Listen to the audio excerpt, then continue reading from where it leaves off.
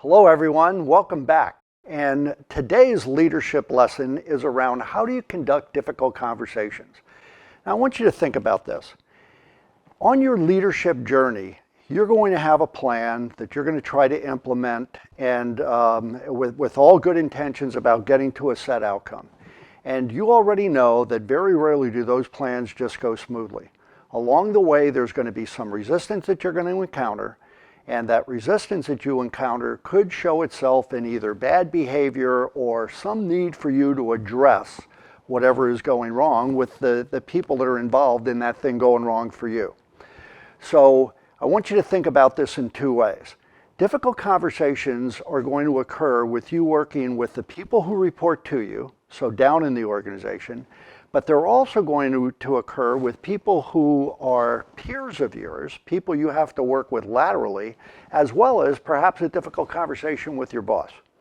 And so we want to walk you through a simple four-step process to show you how to conduct these conversations in a way that keeps everybody whole and is very productive at the back end. Now, this whole process builds on something that we shared with you earlier, which was a three-step recognition process. So it's the same kind of three steps, except that we added one on the back end. But I want to walk you through this because it's just slightly different. So the very first step of the process when you're talking to someone, and let's take this as though you're talking to someone who reports to you right now. The very first step is you have to clarify why you're having this conversation. So as an example, Chris, I want to talk to you today about, fill in the blank. It could be about the progress you're making on the project or the way you're dealing with your employees or whatever the issue is. Very directly, very succinctly. Now here's what's really important for you to know. When you start this conversation, it has to be very direct. Just like in the three-step recognition process, it's not about you getting very emotional right now. It's about you being totally in control of your presence. So non-emotional, the facts, only the facts. And if you could stick to that and keep that emotional balance, you're going to be very successful. If you start to get emotional when you're having a difficult conversation, the first person who yells loses. So that's a huge caution. Once again, first step is clarify what you're here to talk about. Now the second step of the process is, same as in the last process, you have to tell the person why you're having this conversation with them. Why is this conversation with them personally important to you? So you might say to the person you're talking to, let's follow the project theme where they're falling behind on their project, they're missing their due dates. So this is personally important to me because we've been all together putting a whole lot of time into this project, and with you falling behind, it's going to impact the deliverables and our time to get it to market, as an example. Now, the third step of the process is very simple. Again, it's an ask question, and the question you want to ask this time is, so what are you going to do about it? Period. Think about that, very direct. So what are you going to do about it, Chris? Now, you're going to have this urge to try to either make this way too long and tell too long of a story and start to complain about all the things that are going wrong with this project. You have to keep this tight and succinct. The other thing is, after you ask this question, you cannot speak. You cannot. It's not about offering people suggestions as to what they could do. It's not about giving them advice. Has nothing to do with you at this point. You're holding them accountable. The last thing you want is for people to bring their monkeys into your office and leave with you holding the monkey, right? What you want to do is let them bring the monkey into the office, pet the monkey, and hand it back to them as they walk out the door. But it's their monkey, not your monkey. Ask, what are you going to do about this? Now, here's what typically happens. At first, they start coming up with some excuses like, well, you know, we were down about 2 resources and we didn't get these people hired in time, and so we weren't able to put them on the project, and they start to make excuses. And all you have to do is, again, ask the same question. So what are you going to do about it? Right? It's not like saying, oh, I have empathy for you, or I understand that, and maybe other people are. No, not for you to do as a leader. You ask the same question. So what are you going to do about it? The next thing that usually happens with people is they may give you some solution, but it's not the complete solution. So they may say, well, you know what, we're going to start paying more attention to this, and we're going to go over our detailed project plans once a week to make sure we stay on track. Now, you know as a leader that that's not going to get this done.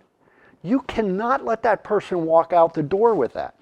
What you need to do is you need to say, think about this, ready? Okay, you can do that, and what else can you do? See, you're holding them accountable. What else can you do in addition to having these weekly meetings with your, what else can you do? And again, they'll come up with another solution from their perspective, and you're to, again, judge it to see if it's going to get you closer to the answer, and you could either say okay, or you could say to them, again, what are you going to do about it? Ask them that question until you get the answers that you want. Once you're satisfied that you have what you need to move forward, then you have one more question to ask. And this time the question is, how can I help you? Now I want you to hear this. How can I help you? That only comes at the end of the 4-step process, because this has nothing to do with you. If you follow this process, I can tell you that in 90+% of the time, the response from the person you're talking to will be, leave this with me. See, that you've transferred the ownership to them. You've called them on it. They're going to appreciate that you didn't just beat them up in that process, because they know they had a hand in this. It's not about that. This is about working on the solution. How can I help? Answer generally is, leave this with me. So that's the 4-step process that you're going to be using with your people. So there are a couple of key words that I want to talk to you about before we move on to how do you conduct this exact same process with either your boss or your peers. So the key word here is you, meaning the person you're talking to. What are you going to do about it? Not what am I going to do about it? Not what are we going to do about it? What are you going to do about it?